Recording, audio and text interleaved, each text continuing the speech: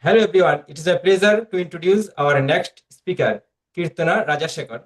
The title of her talk you can easily see from the screen. Please carry on. Yeah. I'm a graduate student, PhD student at KTH in Sweden, Stockholm, and this is one of my projects that I did for my PhD, and it is on negative Lyapunov exponents for force systems. My area of research is dynamical systems, and this project also sits in the specific sub-area of dynamical systems called differentiable dynamics or smooth dynamics. And more specifically, I'm looking at differentiable dynamics in low-dimensional systems. So when I think of dynamical systems in this talk, I usually refer to the pair a compact smooth manifold and a map acting on the compact smooth manifold. And like a classic thing, we are interested in dynamical systems. We want to understand what happens to orbits of points on this manifold under iterations with respect to a differentiable map.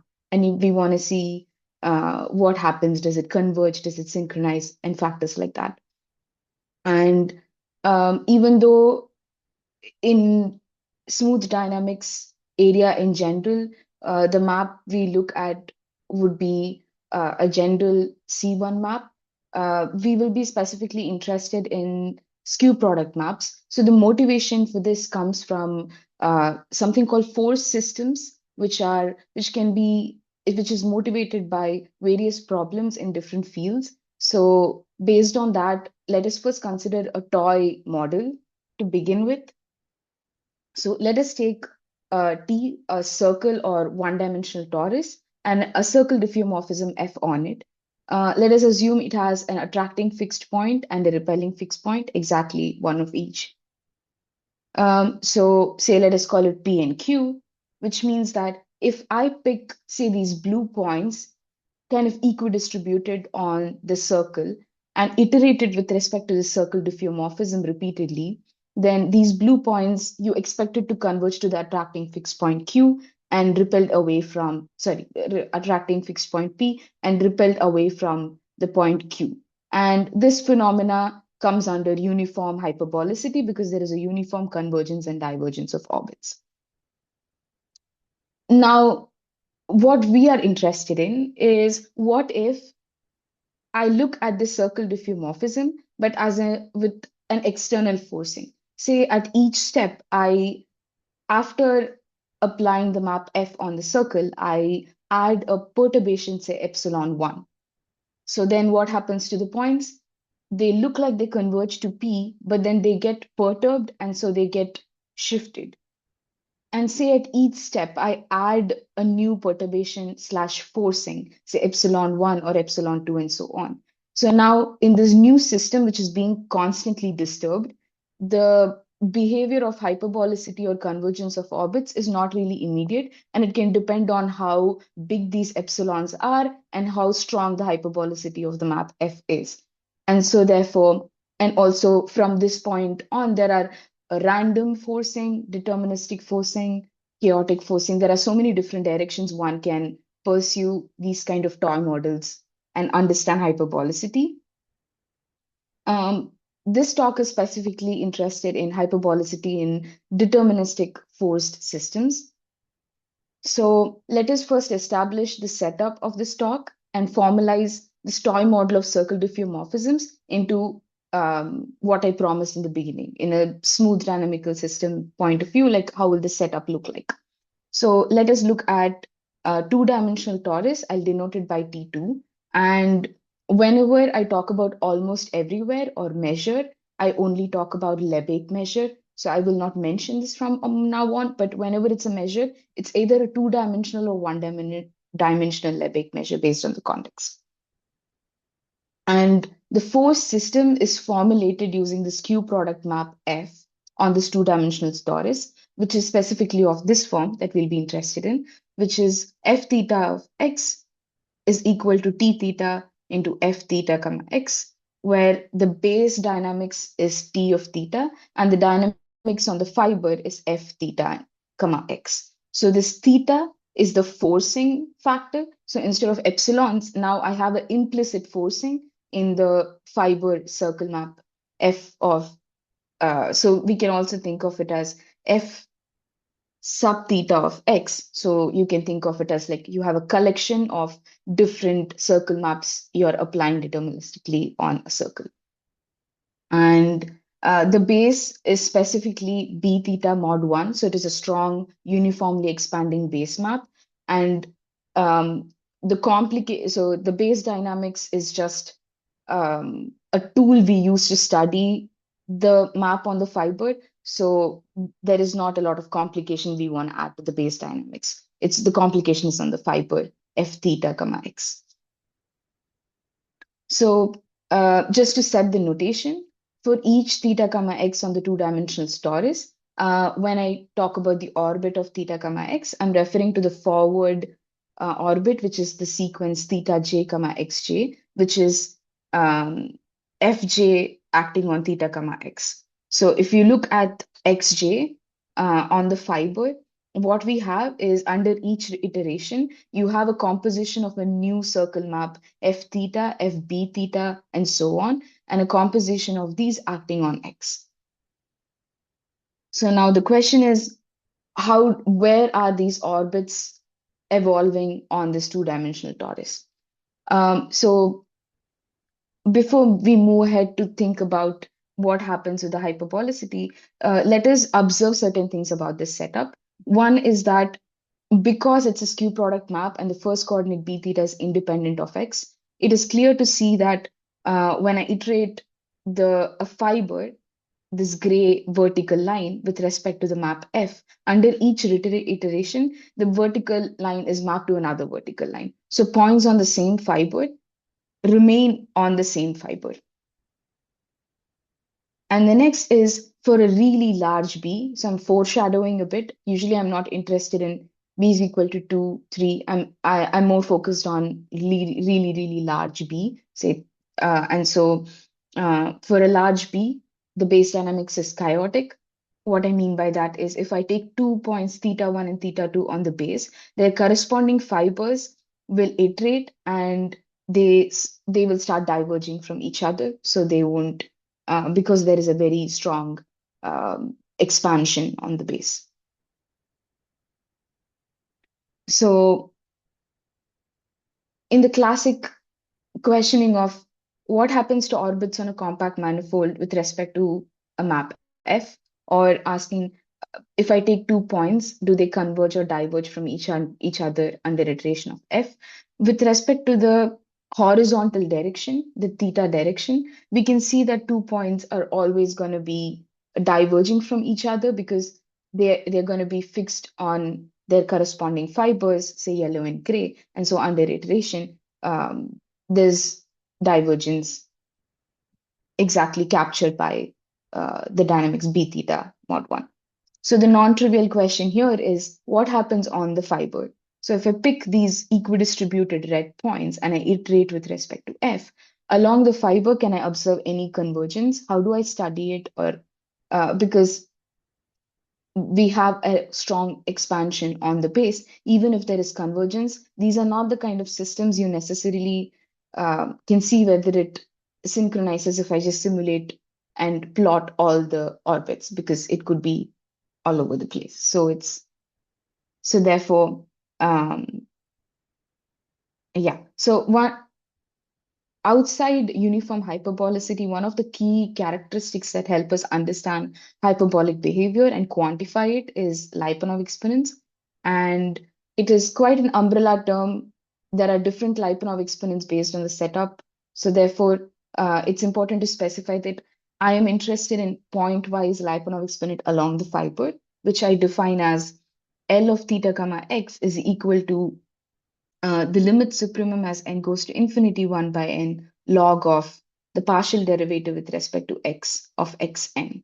So what does that mean is when I take a point theta comma x and I iterate with respect to f, I want to see what is the asymptotically, what kind of exponential convergence or divergence that is happening for a point theta comma x on t squared.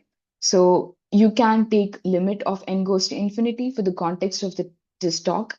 We we want to pick limit supremum, but which the Lyapunov exponents at a point need not exist. It need not be well defined. So um, it becomes very non-trivial to understand, does the sequence converge, does it converge to something non-zero at all? Because if it is, for example, the Lyapunov exponent is negative, what we have here is that for the orbit theta comma x, if we pick arbitrarily close points along the fiber direction, then they're going to converge to the orbit of theta comma x. So if it's positive, then they're going to diverge from each other and we don't have any information. And then if it's equal to zero, then we don't really know what is happening. Yeah. So the goal is to understand at what conditions along the on the base dynamics and the map on the fiber F um, do we have a negative Lyapunov exponent for almost every theta comma x? Because if I can get um, a negative Lyapunov exponent for almost every point on the two-dimensional torus, what I know is that there is a local convergence of orbits, and we can think about then, okay, what are the global um, behavior in the dynamical system? Before we move on to the specific, my specific result, let us look at some other really important results and contexts.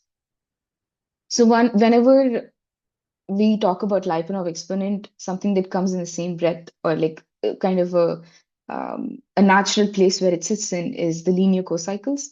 So here the skew product looks a little different. That the map F1 is on one-dimensional torus is the base, and the fiber is a two-dimensional R2. And under each iteration, with respect to F1, um, if we pick a vector y in R2, basically we are multiplying different SL2R matrices, A theta on it.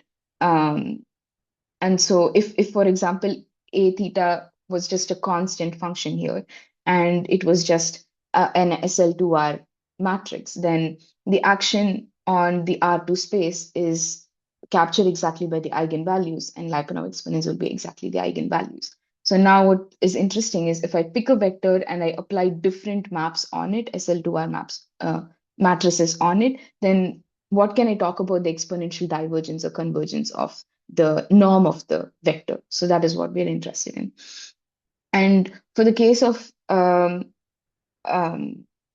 linear cocycles, we have the classic oscillated theorem, which tells us at least that if my cocycle is well behaved or it's integrable, like log of it is integrable, there should be a filtration of R2, and corresponding to the filtration, there should be distinct Lyapunov exponents. But what is non-trivial is when are these Lyapunov exponents non-zero?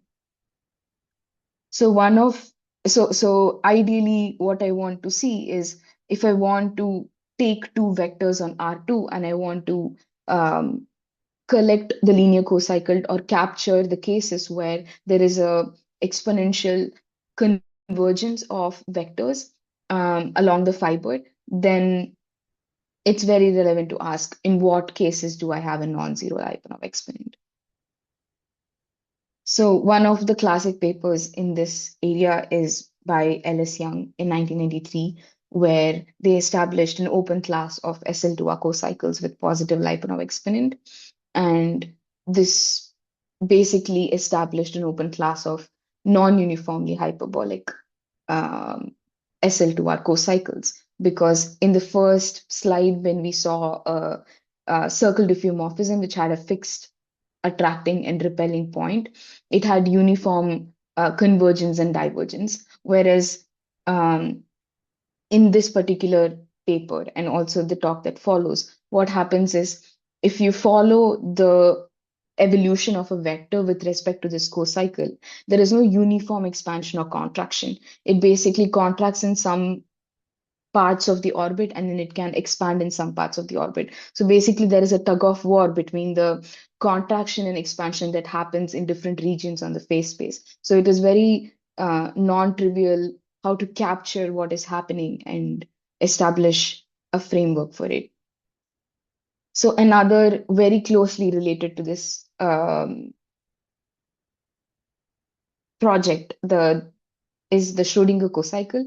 So hyperbolicity in Schrödinger co-cycle, I mean, it is of for different values of energy E and coupling constant lambda and potential functions, as is a very rich area of research, and there is a lot of non-trivial questions we're yet to understand, because understanding hyperbolicity talks about the localization of the solutions of Schrödinger cosine operators, and therefore um, there is a lot of research when it comes to monotonic potential functions. When we maybe talk about the research, there would be a glimpse of why those cases are a little more comfortable to work with than non-monotonic, highly fluctuating potential functions with critical points. So this particular paper by Christian Björklov in 2016 establishes a positive Lyapunov exponent for Schrödinger co-cycles with um, expanding base maps. And so the tools in this particular talk is inspired from these two papers. All right, so now we'll go to the setup of uh, the theorem, which is we are interested in an open class of um, maps f from t square to t. And when we want to observe a system which has negative Lyapunov exponents, it's extremely reasonable to say that at some part of the phase space, I want contraction along the fiber. Because if we want asymptotic contraction, then there has to be a region where there is a contraction in the first place. And so this condition on the class of maps that I'm interested in, we pin down a very specific structure on how where the contraction is happening, and also we are interested in narrowing down a region where there is uniform contraction along the fiber. So G is a subset of T, and there is a corresponding constant C such that for all theta comma x, we have a uniform contraction along the fiber whenever the orbit enters this red strip. And of course, it doesn't have to be a single strip, there can actually be multiple strips. So the point is, if I pick an orbit, pick a point theta comma x, and I iterate it repeatedly with respect to f, what happens, it goes out and in and out of this red region. So whenever it's inside, we know that there is a contraction with C. If it stayed inside, it will be uniform hyperbolicity, and we'll have log C as the Lyapunov exponent. But of course, it doesn't. It goes out and it comes in. So now it's the game of um, does it contract eventually, asymptotically? So the second condition is that we put a measure theoretic condition on how long, how big part of the region spends its time outside the good region, or like the contracting region. So the second condition states that there is a integer s and constant epsilon such that for any x in t, if I take this black horizontal line, any horizontal line, and I iterate it with respect to f, of course, it can be highly monotonous and fluctuating.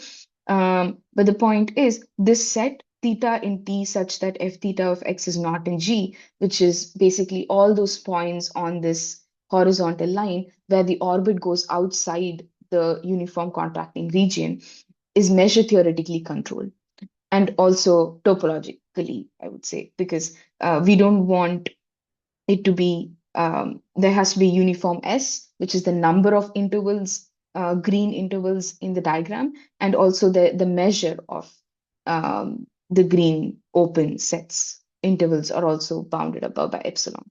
So if I can impose such a control over um, my maps, then what we prove is that for a sufficiently expanding base, so for each f in this open class, there exists a b naught such that for all b greater than b naught, um, the map f has a negative Lyapunov exponent, and also it is bounded above by log c by 2 for almost every theta comma x. So what we basically proved is that um, for these two conditions, um, we have negative Lyapunov exponent and also uniformly bounded above Lyapunov exponent for almost every point theta comma x. Great. So what does this mean? Let us go back to what we did in maybe the first slide. So if I consider a specific, so I do consider a very specific map, say F, such that the base is just 7 theta, and I specifically pick a map which is of the form g of theta plus f of x. So just like epsilon 1, epsilon 2, I now have g of theta, g b theta, and so on. And for a specific choice of map, I have plotted here two plots. One which shows that if I take equidistributed points on a single fiber and I iterate it with respect to this map F, then I actually observe that all of them converges to a single point. So this was already known, but the point is that this global synchronization, like why it happens and what kind of characteristics of the map that leads to such synchronization and hyperbolicity has been established in this paper with a combination of combinatorial and measure theoretic tools.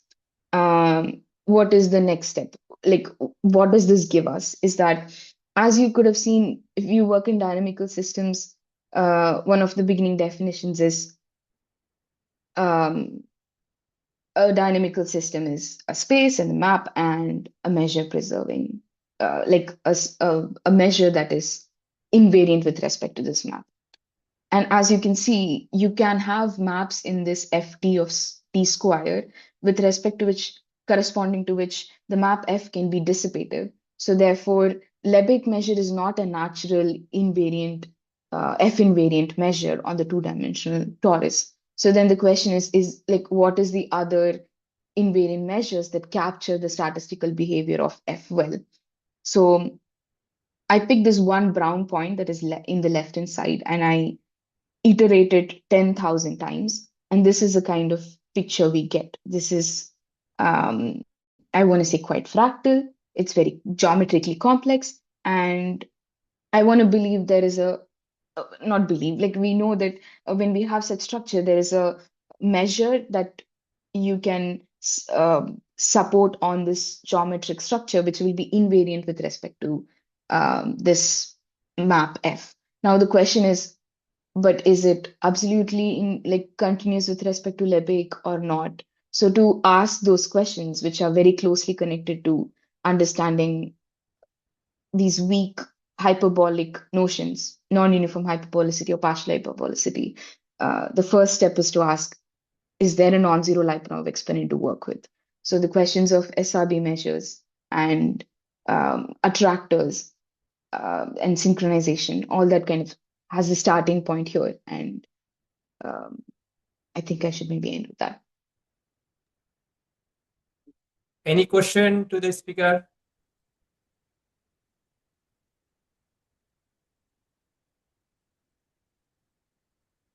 Yes, yes, sir.